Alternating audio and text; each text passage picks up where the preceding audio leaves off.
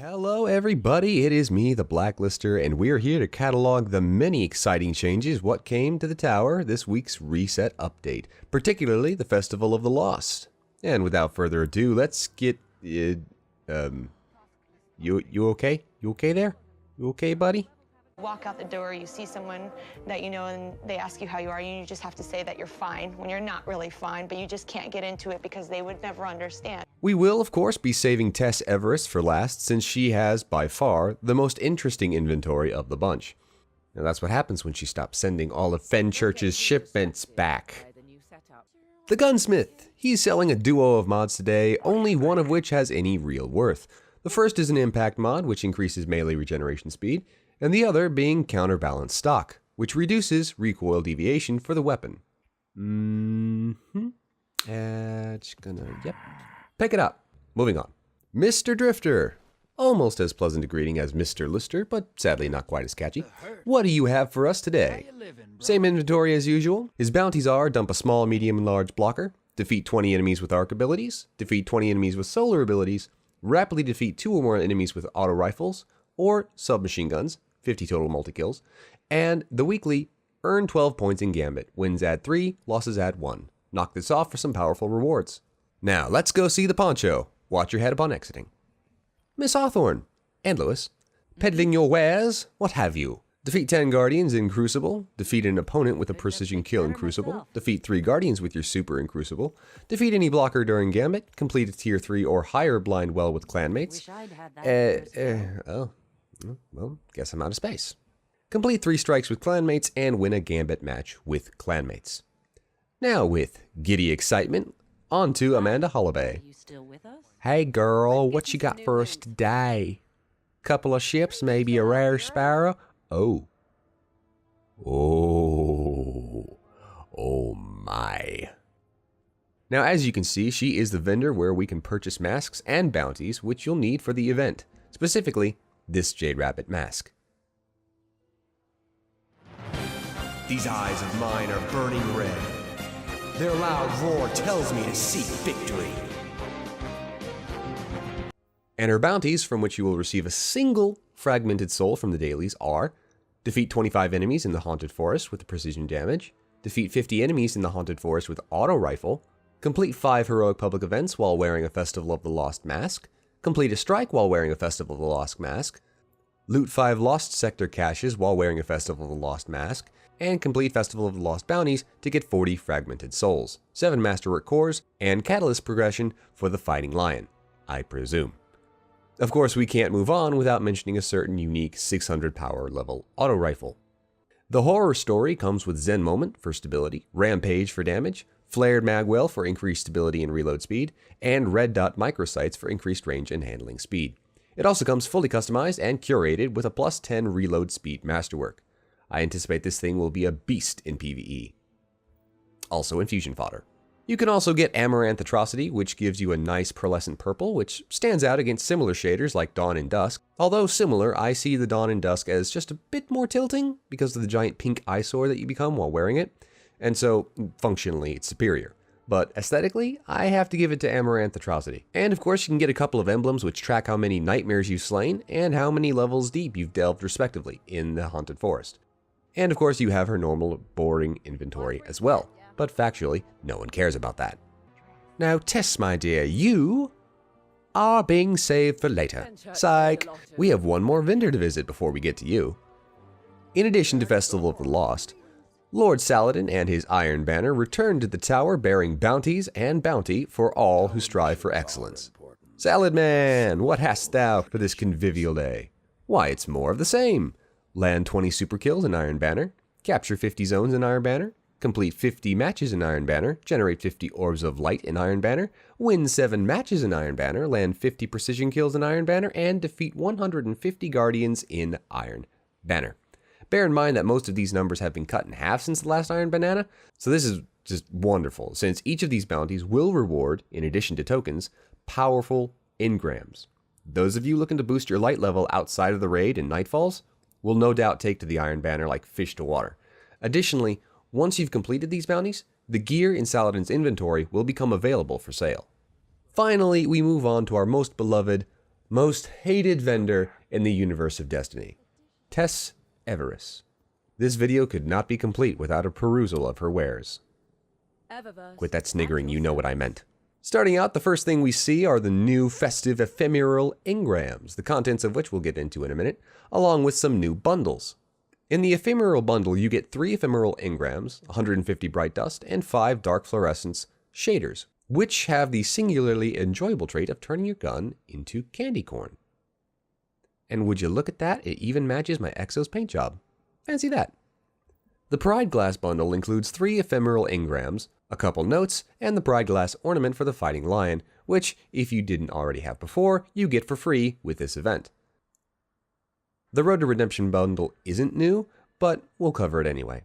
3 bright engrams, 500 dust, and 10 44 steel shaders, which makes your gear look like smooth milk chocolate. And this'll blow your mind. The Cerebral bundle gives you the Cerebral Explosion emote, which has been memed to death for quite some time now. Once again, putting on display the power and influence of random mobs of people on the interwebs. Honestly terrifying when you think about it. Quite nice. Plus a Fire Team medallion and 10 Melchizedek Bramble shaders. Her festival-specific inventory includes the Summoning Dance. Quite fancy with the arms and the hips, and the hips and the arms, and the jumping and the funk. A new exotic ship, the Infected Seeker, a rather standard-looking ship covered in an arterial overcoat, and comes with a chance of getting the new Soul's Knot transmat effect. Maybe a reference to one's red thread of fate? Thoughts to think about. An obligatory random sparrow, and the Ocular Fortitude shell, which I was lucky enough to pick up for myself. You know how Ghost has always been keeping a watchful eye on you? Well, now he's making it a bit more obvious. It comes with 2 intrinsic perks, which give a 10% bonus to all EXP, and a chance to generate gunsmith telemetry, for all they're worth, on elemental weapon kills. A random 3rd perk, I got one for Titan, blech. And this thing does not take a shader well at all, which is surprising because, well, there's a lot of white there. The shaders seem to only really affect that shell's ornamentation, as opposed to the white on it. Comment down below on what shader you put on yours. A new ghost projection, a few new armor pieces, and we'll get into those in a moment. The Colonel Mask. Now, this is the only mask you can't get from Amanda Holiday. It is exclusive to the Eververse store, and thus, Bungie once again display their greedy nature for keeping this tribute to our fine-feathered friend caged behind a paywall. Alternatively, if you've got the Bright Dust, you can pick it up yourself. And lastly, you've got the Spooky Shaders pack, which includes a lot of pearlescent shaders, plus some classic oddball colors, most of which look like they could be a flavor of Jelly Bean. In the Prismatic Matrix, we have the Red Card emote, which I got for the cost of 2 pulls on the Slot Machine Lover, which I'm rather happy about. The Electric Ornament for the Risk Runner, various Legendary Ghost Shells, emotes, Legendary Weapon Ornaments, ships, and Ghost Projections. The weapon ornaments do look nice, I must say. Bungie really did a great job with the Gambit weaponry aesthetic. The Pulse Rifle is one of my favorite guns in the entire game. Now, in the Ephemeral Engram, we have a whole slew of event-specific loot. In the armor category, I can safely say that as a hunter main, I and my fellow hunter brethren lucked out and got the best armor set of the 3 classes, with the Scaran Corvus Grasps, Mask, Vest, Strides, and Cloak. Just take a look at that. The old Scarecrow will be scaring the pants off the darkness in due time, I do say. If nothing else, the Cloak and the Helm are must-haves for a hunter. And for the Warlocks, we have the Liminal Voyager Gloves, Liminal Voyager Hood, Liminal Voyager Robes, Liminal Voyager Boots, and Liminal Voyager Bond. Of the 3 sets, I feel like the Warlock evokes the least powerful figure, looking more like a collection of weather tarps with a rather bland-looking helm. Sorry to say, I won't be getting any for my Warlock. The Titan set is really going for that Tin Man image, and maybe a little bit of the DC Comics with the gold Flash helmet wings. Honestly, it is a pretty sexy, lustrous chromite armor set. If you're a Titan, I fully encourage you to pursue this. Let me know what happens when you put a shader on it. I'm actually pretty curious. For Ghost Shells and emotes, we have 3 new exotic Ghost Shells and only 1 exotic emote, the Heroic Guitarist. I'm sure it's referencing something, but I can't for the life of me think of what. The Magnificent Dance will remind most of you 90s kids of a certain dance and certain song that goes with it. May it rest in peace. And then we get some hoodoo da voodoo up in here, man.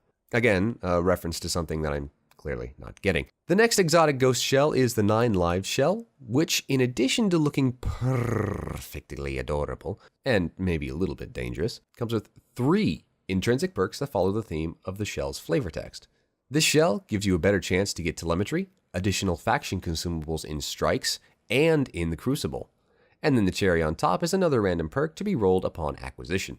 In comparison, the Stonecraft's Amalgam Shell is rather ordinary by any means other than visually, featuring the Speed Demon perk, Omni Telemetry perk, and a random roll. Shocking. And a bunch of legendary soon-to-be Bright Dust. In the Jump Ship and Sparrow category, we have some winners and we have some first-place losers. We already mentioned the Infected Seeker, so let's move right along. The Aerial Shroud, which looks mostly like a potato, covered in a healthy layer of purple flurp, for those of you who remember watching Jimmy Neutron on Saturday mornings. I like the color of purple, but honestly, the thing looks about as aerodynamic as a paperweight. Pass. But most surprisingly, we have a brand new line of legendary ships. Check these out. They're very utilitarian looking with forward-swept wings. I actually quite like them. Though they look like if you scaled them up, they'd be some sort of space cruiser rather than jump ship. And, of course, more of the same old, same old. For Sparrows, we have the Winchester's Ruin, which looks like it was carved out of the chitin hips of an albino hive god. I want it, and that's all there is to it. But not those legendary Sparrows. Those look dumb. In the shaders and mod category, we have some cool thematic projections for our ghosts, and the aforementioned transmat effects and shaders. And that's it for the Festival of the Lost specific loot. Finally, we can get into Tess's usual Bright Dust vendor. We have the usual silliness, and then we get to the Tyrant Shell, which, while I love anything Warmind themed, honestly looks like something a 3D modeler might make in the middle of class while he's supposed to be learning how to tell his program to say hello world. Lazy, lazy. My friend has it, I want it. Then we get into the class-specific exotic ornaments. For the Hunter, we have the Trickster for the Gemini Jester. Very orange indeed. Next, we have the Midnight Sun ornament for the wings of the Sacred Dawn. Very Diablo-esque in appearance, or Weeping Angels. Moving on, we have the Techno Scarab ornament for the Titan's Kepri's Horn exotic. I actually like this one. It looks much more unique than a spiky bone shell shoved over your head. Then we have the Iridescent Death for the Crimson Hand Cannon, nothing new, and the Cleans Up Good ornament for the Darcy if you want to dress your gun up in a suit and tie. Then you have the various odds and ends that don't really catch anyone's attention and no one ever buys. And last but not least, we have Tess's Bounties for Bright Dust, which you can read at your own leisure. And that, ladies and gentlemen, is the end of the video. If you liked it, please hit the like button down below and subscribe if you like. These videos do take quite a bit of time to make, and I appreciate every view you give me. Thank you for If it sounds like I'm begging, Eververse. I am. Let me know in the comments down below what item you're most excited about and what you're personally gunning for during this event. There's so much to do, and we still haven't even gotten into Cryptarch Ives' so-called murder mystery yet. I can't wait to see what Bungie has in mind for that, or what the reward for completing that might be. Thank you for watching, and remember, Guardians, The memory of what happened to them will live forever in me. And so, in a way, they will never die. I'll see you next time.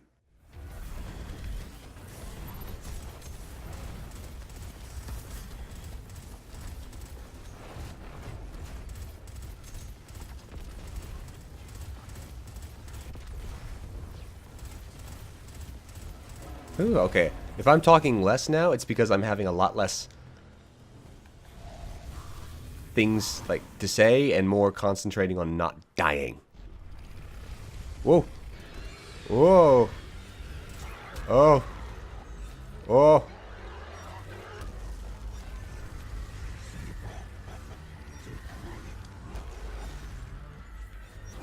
Trixie. Trixie hobbitses. What do we... I don't... Whoa. He's gonna swing.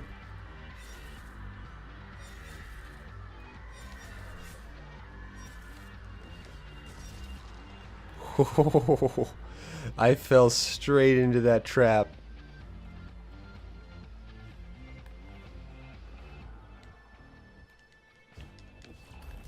Okay.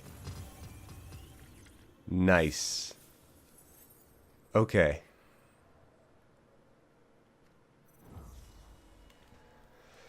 Interesting concept. Oh, it'll just do it no matter where you go.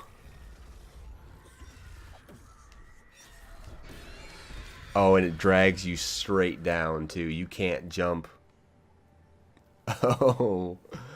Okay.